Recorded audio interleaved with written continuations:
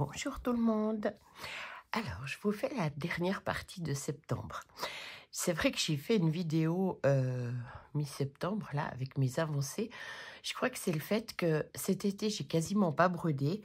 Et puis, je me suis trouvée tout à coup 2 semaines à broder tout plein. Puis je me suis dit, ah cool, je vais pouvoir faire un floss tube. Et oh, j'ai même pas réalisé qu'on n'était pas du tout fin septembre. Donc cette fois, on y est à fin septembre. Alors, je vous ai assez parlé de mon poulpe, hein. Donc, j'ai enfin fini mon petit coussin poulpe.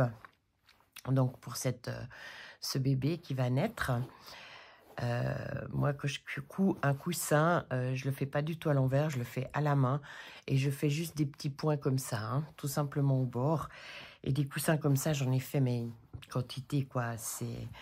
Enfin, pas avec ce modèle et avec ce prénom, mais j'avais fait des coussins nounours et j'avais compté sur mes 30 ans de broderie, j'en ai fait à peu près 200.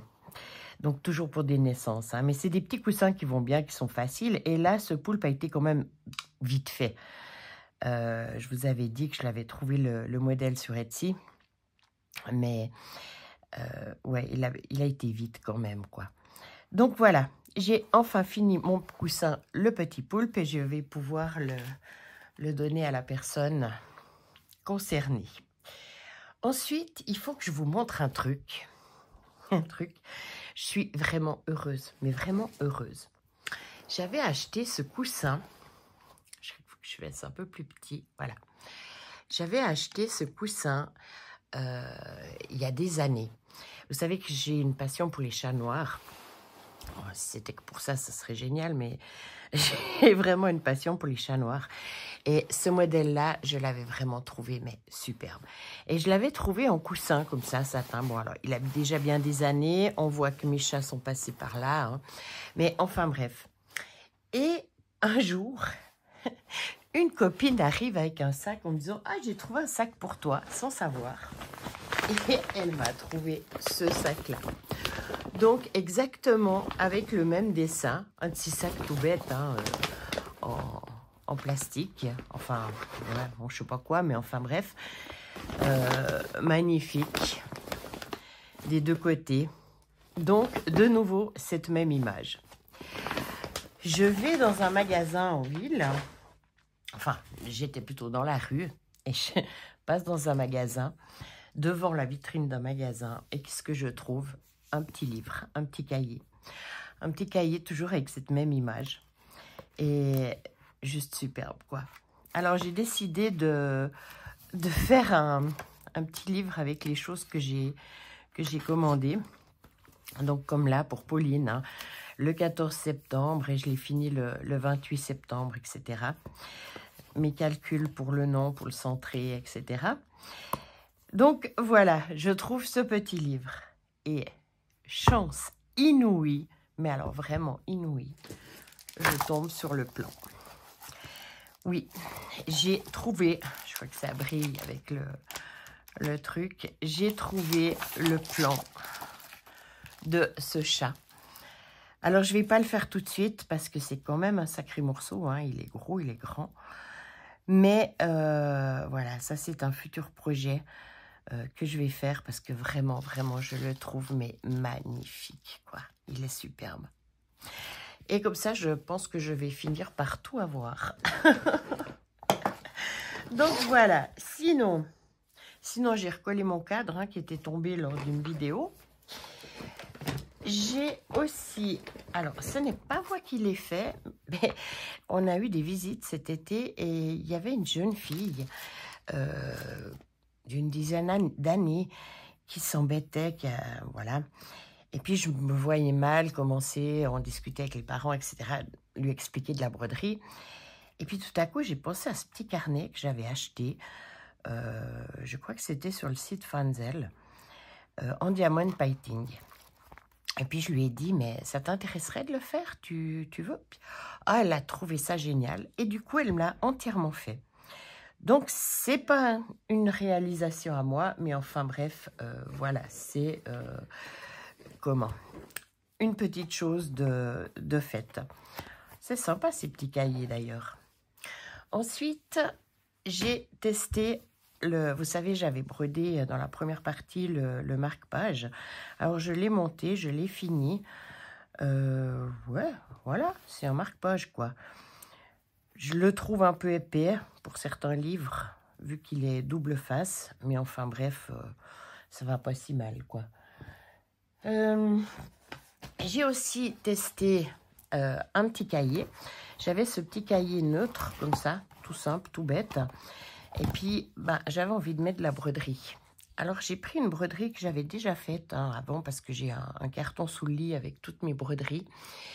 Et comme vous voyez, je l'ai mis simplement sur ce cahier. J'ai mis du vernicole, parce que, voilà, pour le protéger. Et la chose assez géniale... Vous savez, vous mettez du vernicole comme ça, vous en avez plein le cahier, vraiment, mais partout. Vous le prenez délicatement pour le poser sur le meuble. Et qu'est-ce que j'ai fait?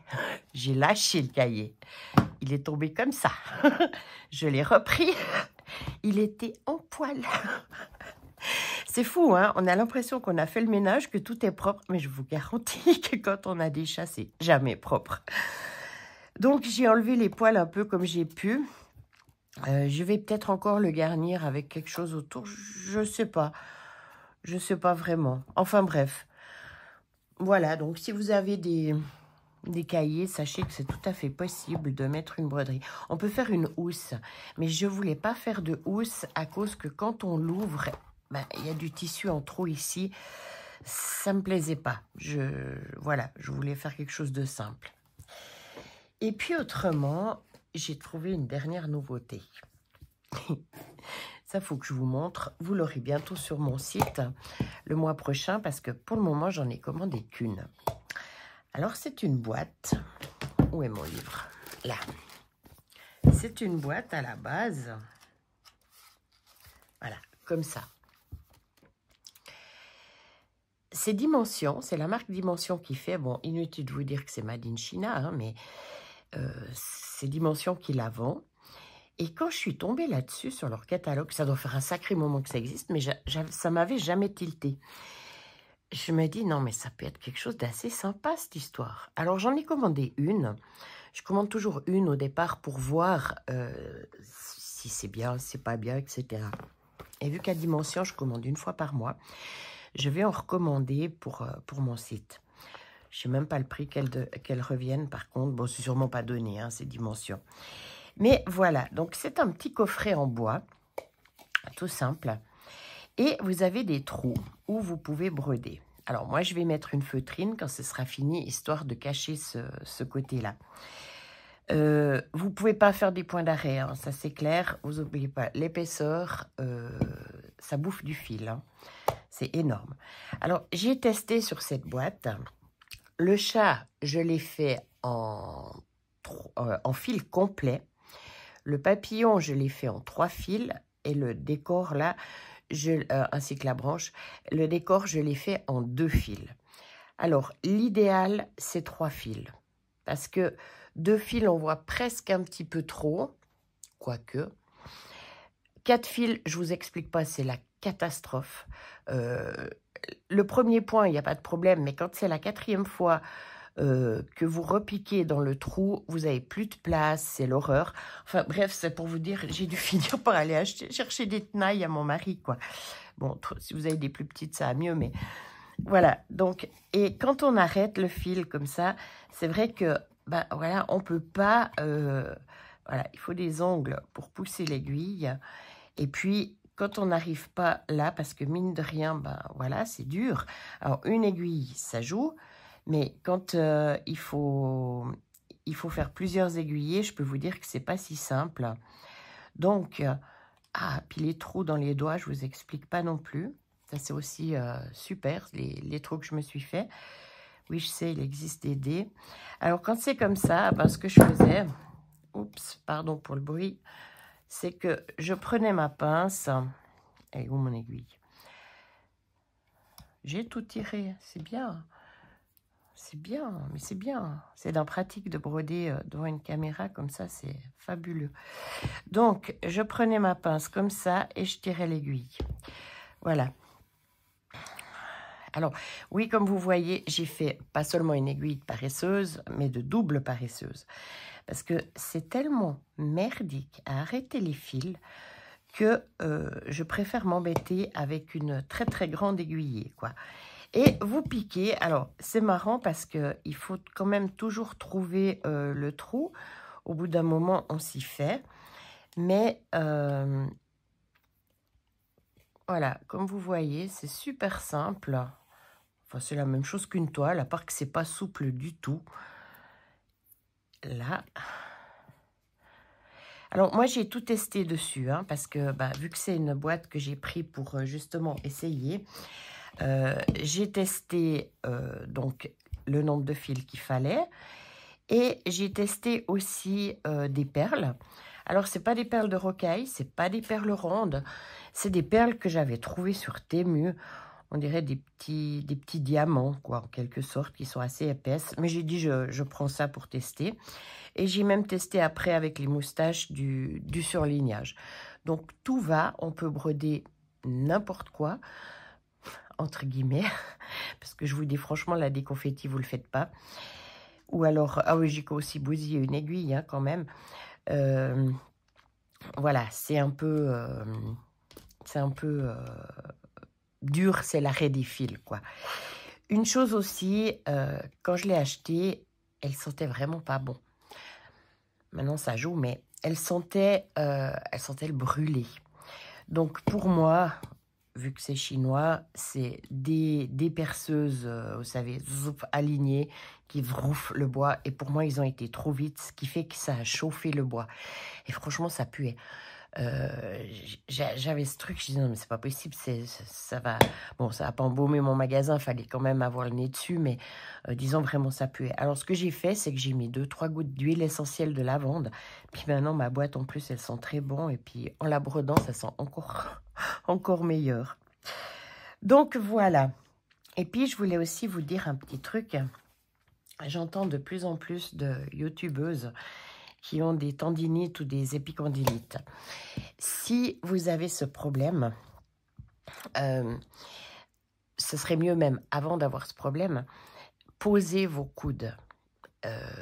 Avec les années de broderie, je me suis aussi fait une tendinite, je me suis aussi fait une épicondylite, j'ai aussi eu ce genre de problème. Et à l'époque, j'avais été voir un chiro parce que j'avais tellement mal qu'il fallait que je trouve quelque chose. Et ce chiro m'a donné une astuce. Alors, premièrement, de poser les coudes quand on brode. C'est-à-dire que si vous êtes sur un fauteuil ou si vous êtes sur une chaise, ça ne va pas le faire, il faut qu'il y ait des accoudoirs. Et vous savez, vous connaissez les coussins d'allaitement qui font comme un U. Alors, pourquoi coussins d'allaitement? Parce que ces coussins, dedans, ils ont des petites graines ou des petites perles en plastique, enfin en sagex, et ça vous permet de creuser le coussin. C'est pas comme un coussin qui aurait du synthétique dedans et qui est moins malléable. Voilà. Et vous mettez ça autour de vous pour que vos coudes posent sur le coussin. Et déjà, ça va vous reposer tout ce qui est épaules. Et tout ce qui est tendinite, donc l'avant-bras, et ben voilà, ce qui se passe, c'est que c'est comme les tennisman, c'est un mouvement répétitif qu'on fait. Donc, si vous voulez vous préserver, comme je vous dis, ceci, c'est un chiro qui me l'a prescrit. C'est tout simplement, vous achetez ces petits, vous les trouvez pas chers, ces petits bracelets de tennisman qui mettent eux au poignet pour se chauffer le poignet. Et ben vous allez le mettre juste sous le coude, simplement comme ça. Il n'y a pas besoin d'acheter des choses bien chères en pharmacie, des coudières et tout ce qui s'ensuit, pas du tout. Simplement, vous achetez un de ces petits bracelets comme ça, plusieurs même. Vous mettez, alors bon là je l'ai mis à la gauche pour vous montrer, mais je suis droitière, donc moi je le mets facilement ici, de ce côté. Si il est trop étendu, vous le passez en machine à laver. Ça ne serre pas, mais ça fait une pression qui est suffisante pour que votre muscle ne s'échauffe pas trop. Alors, ce n'est pas le produit miracle non plus, hein. On est d'accord que ça ne veut pas dire que vous êtes à l'abri, mais ça aide énormément. Donc, voilà. pensez à acheter un de ces petits trucs. Et puis, mettez surtout avant que vous ayez une tendinite, quoi, parce que après, c'est un peu tard. Donc, moi, j'ai toujours mes petits bracelets de tennis sur ma table de broderie et c'est la première chose que j'enfile quand je brode. Bon, alors je vais pas le mettre si je suis en déplacement, je vais pas le mettre suivant où je suis, mais si je suis chez moi et que je sais que je vais broder une journée ou comme ça, je le mets. Alors voilà, bah, c'était juste pour vous montrer les dernières choses et puis ce petit coussin dont je vous ai assez cassé les côtes avec pour avant qu'il parte, je tenais à vous le montrer. Voilà. Alors, bonne petite croix à tout le monde. Et puis, vous reverrez celle-ci finie dans le Flosstube d'octobre qui sera à la fin du mois d'octobre cette fois. Bonne journée, bonne petite croix, bonne soirée, portez-vous bien. Au revoir.